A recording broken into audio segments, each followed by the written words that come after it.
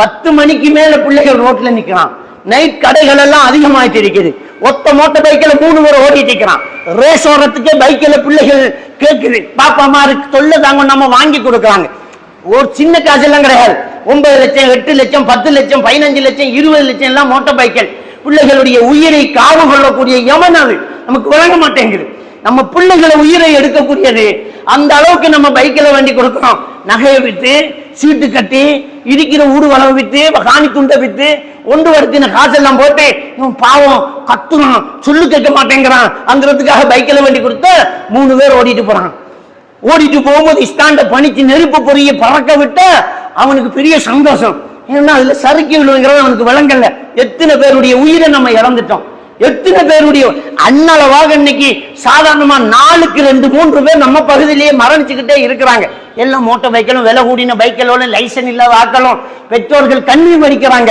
அவன் அந்த பைக்கிலுக்கு வேண்டின காசை அவருடைய ஜனாசாவுக்கு கொண்டு போய் கொடுக்கிற அளவுக்கு என்ன செய்யுது, போகுது. அப்ப இதெல்லாம் நம்ம கண்ட்ரோல் பண்ண முடியல. இல்ல மகன், இது ஓடக்கூடாது, இப்ப தேவையில்லை, படிக்கிற வேலையை பாரு அப்படி என்று சொல்ல முடியலண்டா என்ன சொல்றாங்கல்ல, சொல்றோம். ஆனா கேட்கிற மனநிலையில பிள்ளை இல்ல. பாப்பா அம்மா சொல்றத கேட்கவே மாட்டேங்கிறான். இப்ப பைக்கை வேண்டி தரப்புறே இல்லையாங்கிறான், கையை வெட்டுறான், செத்துருவேங்கிறான், சோறு திங்க மாட்டேங்கிறான். நம்ம என்ன செய்யறோம், பாவம் பிள்ளைங்கிறான், சாக மாட்டாங்க.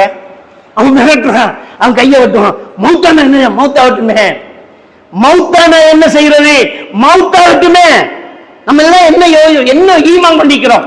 ஈமான் கொள்ற விஷயங்கள் 6. அல்லாஹ் கொண்டு, மலக்குமார்களை கொண்டு, வேதங்களை கொண்டு, ரசூமார்களை கொண்டு, மறுமை நாளை கொண்டு, விதியை கொண்டு. சூரா ஹதீத் 22வது வசனத்தில் அல்லாஹ் தஆலா சொல்றான், ஒவ்வொரு உங்களுக்கு மா அஸாப மின் முஸீபத்தின் ஃபில் அர்தி வலா ஃபி அன்ஃபுசிக்கும், உங்களை இந்த உலகத்திலே நடக்கிற ஒவ்வொன்றும் இல்லா ஃபி கிதாபின் மின் கப்லி அன் நபரஹா, உங்களை படைப்பதற்கு முன்னாடி எழுதப்பட்டாச்சுங்கறான் அல்லாஹ். சூரா ஹதீத் 22வது வசனம். சூரத்துல் அன்ஆம் 59வது வசனத்துல சொல்றான், வமா தஸ்குது மின் பரக்கத்தின் இல்லா யஅலமுஹா, ஒரு மரத்தில் இருக்கிற இலை கூட அல்லாஹ்வுடைய அறிவிலே இல்லாம விழுகிறது இல்லைங்கறான். சூரா ஹூத் 6வது வசனத்தில் அல்லாஹ் தஆலா சொல்றான், வமா மின் தாப்பத்தின் ஃபில் அர்தி இல்லா அலல்லாஹி ரிஸ்குஹா, உலகத்துல உள்ள ஒவ்வொரு உயிருக்கும் ரிஸ்க் பொறுப்பு அல்லாஹ் எடுத்துட்டேங்கறான். அப்ப அவர் எப்ப மௌத்தாங்கிறது அல்லாஹ் ஏற்கனவே தீர்மானிச்சுட்டான். இவன் கையை விட்டு வரான், கழுத்து சுதம் போடட்டுமே, அன்னைக்கு தான் ஒரு மௌத்தாகணும் இருந்தா அப்படித்தான் மௌத்தாகணும், வேற யார் தடுக்க முடியும்? அப்படித்தான் மௌத்தாகணும் எழுந்தா உங்களால தடுக்க முடியுமா? அந்த மிரட்டலுக்கெல்லாம் நாம பயப்பட முடியுமா? பிள்ளைகளை அப்படி செய்யக்கூடாது.